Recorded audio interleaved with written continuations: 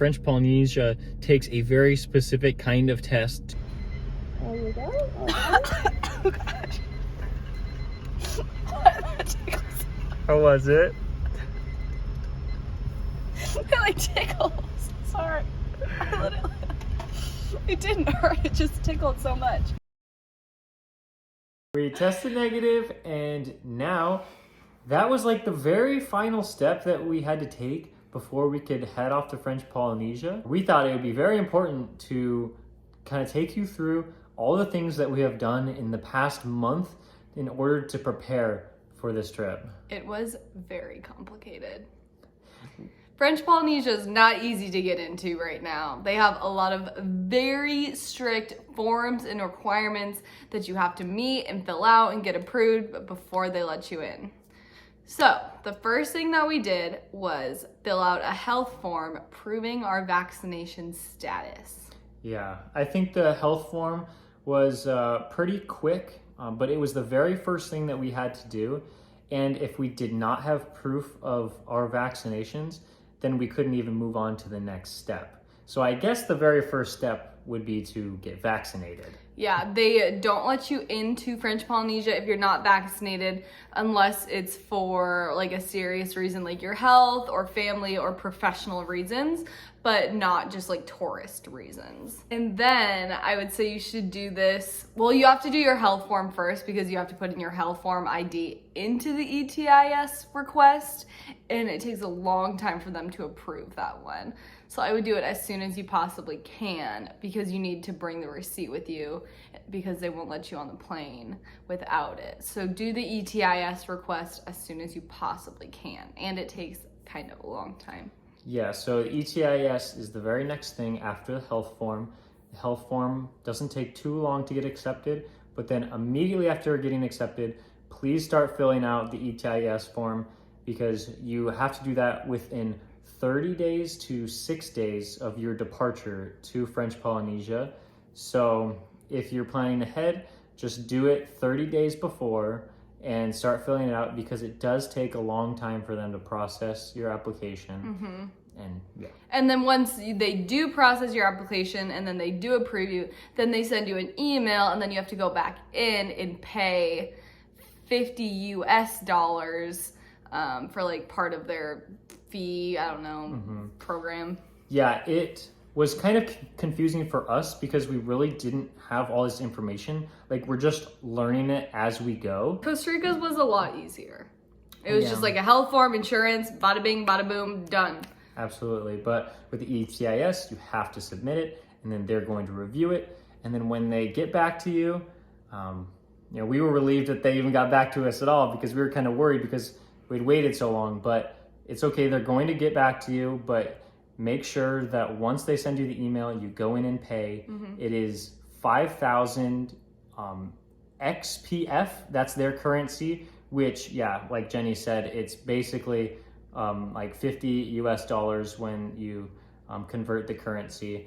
And if you have to go to French Polynesia for those like reasons that we stated earlier, like the emergency reasons for unvaccinated travelers, you're going to have to pay 12,000 XPF, which is like $120 per traveler. You have to have a printed version of your negative test. You have to have a printed version of your vaccine card, which is all printed or whatever. And then you have to bring the printed version of your ETIS form, your COVID test, and your ETIS receipt cannot just be shown on your phone. It has to be printed out on physical paper. We thought this was kind of annoying because we don't even own a printer. So we have to go find somebody so we can print out our stuff before we leave for the airport tomorrow. But that's just a minor inconvenience. Yeah. There is a website that Tahiti created that gives you the updated requirements for vaccinated travelers. So if you're watching this video a few months after we post it, just make sure that you find the website, and we'll probably link it down in the description so you can find it. and they'll give you all the updated requirements that you need to know before traveling, if there are any changes. And then also the last thing is once you land in Tahiti, then they actually test you at the airport when you land right away with the antigen test.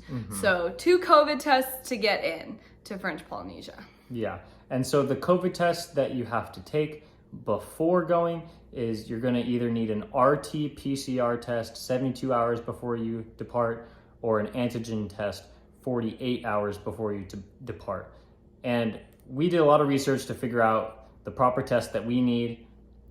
There might be a travel clinic near you where you can ask them if they will be accepted for French Polynesia. All we did was call them and say, can we use your test for French Polynesia? And they knew that the answer was yes, and so we just went to them. They knew because they're a travel clinic, but I read a lot about what kind of COVID tests you need to get, and the ones at Walgreens and CVS are not accepted because they're self-tests, and it cannot be a self-test. So we had to choose the more expensive option at the travel clinic, but also it gives us a little bit more peace of mind, so it's okay. But if you're thinking you can get it at Walgreens or CVS, you cannot.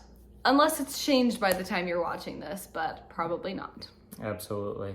Yep, we would have rather done a free version of the test, but we couldn't do that because we'll also link to the trial or the COVID requirements down in the description, because for our airline, they laid it all out, said you can't do a self-test, you can't do an antibody test, and you can't do a normal PCR test. So, but once you get to French Polynesia, you'll get that test from them, so you don't have to worry about what kind of test you're getting, and you just got to make sure you test negative there, and then you are free to explore. Also, one last thing, we discovered this great thing called Buy Next Now that we can just bring with us to any country that we go to get back into the United States.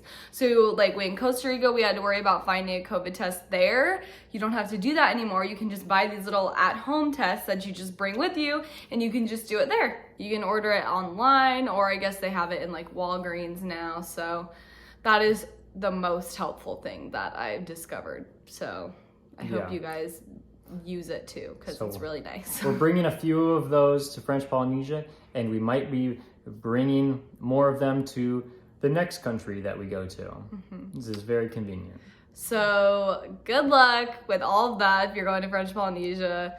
It was honestly kind of stressful for us because we didn't know exactly what we were doing, and there were so many forms, and we had to wait to be approved, and then we had to find the right COVID test. We just hope that this was helpful for you.